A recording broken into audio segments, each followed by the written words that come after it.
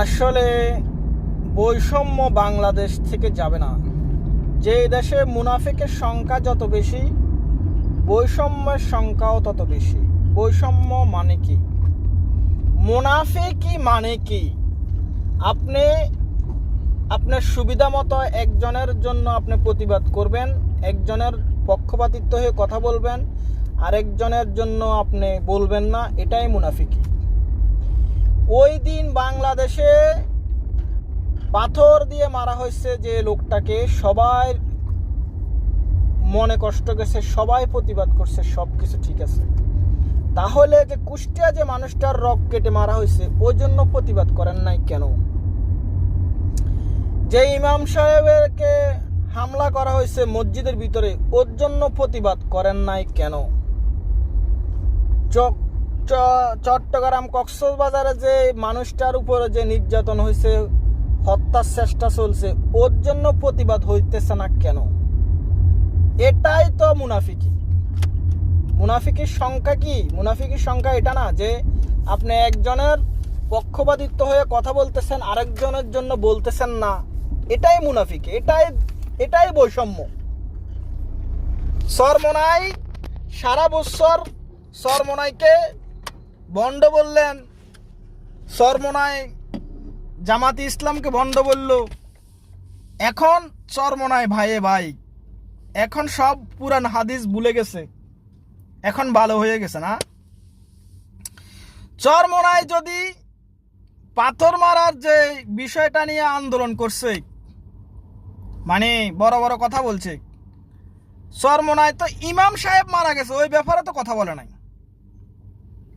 চরমোনাই হচ্ছে আসল ধর্ম ব্যবসায়ী। তোমাদের তো ইমাম সাহেব মারা গেছে, তোমরা তো হুজুর, তোমরা ইমাম সাহেবকে নিয়ে তো একটা লোক দুঃখ প্রকাশ করলে না। সরি, ইমাম সাহেব মারা যায় নাই, পরে ওনার ভিডিও আসছে, উনি সুস্থ আছে, কিন্তু হামলা হয়েছে। তো জামাত ইসলাম বাংলাদেশের অনেক লোক আছে, শুধু জামাতি ইসলাম সাথে ইসলাম আছে, এই কারণে রাজনীতি করে। জামাতি ইসলামের রাজনীতির আগা গোড়া তারা নিজেরাই জানে না। যারা এখন ইয়াং জেনারেশনের লোক আছে, তারা তাদের মূল ভিত্তিটাই শুধু ইসলাম আছে, সেই জন্য তাদের রাজনীতিটার সাথে জড়িত আছে। তাদের রাজনীতির মূল কারণ কি? বাংলাদেশের জন্য সামনে এমনও হুমকি হতে পারে যে পাকিস্তানের মতো হয়ে যেতে পারে, যে পাকিস্তান 2 মাস 2 বছর 3 বছর 4 বছর পর পর সরকার মানে সেনাবাহিনী কোন আন্দোলন করি কোন বদলাই এলায়, মানে স্টেবল নাই। দেশটা লন্ডভন্ড হয়ে রয়েছে, দেশটা স্টেবল নাই। বাংলাদেশটারও তারা এরকম করতে চাইতেছে, ফিয়ার পদ্ধতি, এ পদ্ধতি হে পদ্ধতি। বিএমপির পিছে উঠি পড়ে লাগছে। আপনারা যদি দেশের জনগণের জন্য আন্দোলন করেন, যে দেশের জনগণের জন্য আমরা করতেছি, প্রতিবাদ করতেছি, তাহলে তো সবার জন্য করার দরকার ছিল। আপনারা কি কক্সবাজারের ঘটনাটার জন্য আন্দোলন করছেন? কক্সবাজারের ঘটনাটার জন্য প্রতিবাদ করছেন? আপনারা কি রক গেটে যে মানুষটাকে হত্যা করা হয়েছে ওই মানুষটার জন্য প্রতিবাদ করছেন? চরমোনাইয়ের তো মুখে তো আমি শুনলাম না, জামাতে ইসলামের মুখে তো আমি শুনলাম না, এনসিবির মুখে তো আমি শুনলাম না যে ওখানে একটা ঘটনা ঘটছে। আপনারা ওই জিনিসটাকে টার্গেট করছেন, যে জিনিসটা দেখা গেছে ভাইরাল করছেন। আপনারা আপনাদের সুবিধা অনুযায়ী আপনারা ওই জিনিসটাকে সবাই মিলে এক কণ্ঠে সুর মিলাইছেন। আপনারা যদি বাংলাদেশের স্বার্থ চাইতেন, তাহলে আপনারা সব বিষয়, সমসাময়িক যে বিষয়গুলো আছে সবগুলো নিয়ে আপনারা আন্দোলন করতেন। আপনারা আপনাদের সুবিধা মতো, যেটা আপনাদের সুবিধা হয় সেটা নিয়ে আপনারা আন্দোলন করছেন। জামাতি ইসলামে তো এই যে এনসিবির লোকেরা যে এত চাঁদাবাজি করতেছে, জামাতি ইসলামের লোকেরা তো একটা এনসিবির লোকের চাঁদাবাজির প্রতিবাদ করে নাই। চরমোনাইয়ের লোকেরা তো এই যে এনসিবির লোকেরা এত চাঁদাবাজি করতেছে, চরমোনাইয়ের লোকেরা তো একটা এনসিবির চাঁদাবাজির ব্যাপারে কথা বলে নাই।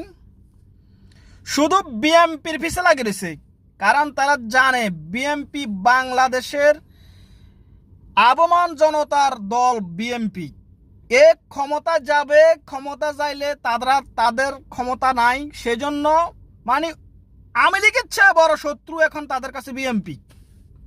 দেখবেন তাদের মুখে এখন বর্তমানে আওয়ামী লীগের কথাই নাই, তাদের মুখে এখন দিন রাত 24 ঘন্টা দেখবেন বিএনপির নামে বদনাম। তারা কিন্তু সারা বছর জামাতে ইসলাম কন, এই সরমনাই কন, এনসিবির লোক, এগুলা কি সারা বছর এত বছর বাংলাদেশে ছিল না? এরা ছিল এতদিন বিএনপির ভিতরে, এরাই ছিল এতদিন আওয়ামী লীগের ভিতরে, কিন্তু তখন প্রতিবাদ করে নাই।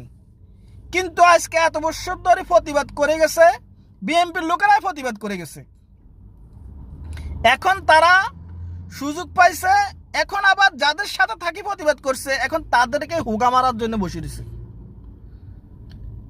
তো উচিত কথা, যদি আপনি প্রতিবাদ করতে চান তো আপনি সব দল মত নির্বিশেষে আপনি সব অন্যায়ের প্রতিবাদ করেন, সমস্যা নাই।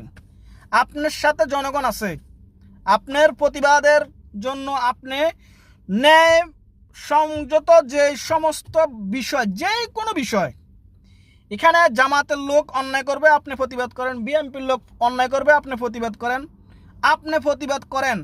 আপনার প্রতিবাদের ভাষা সৎ থাকলে এখানে জনগণ আসবেই, এখানে কোনো সমস্যা নাই, এখানে জনগণ আসবেই।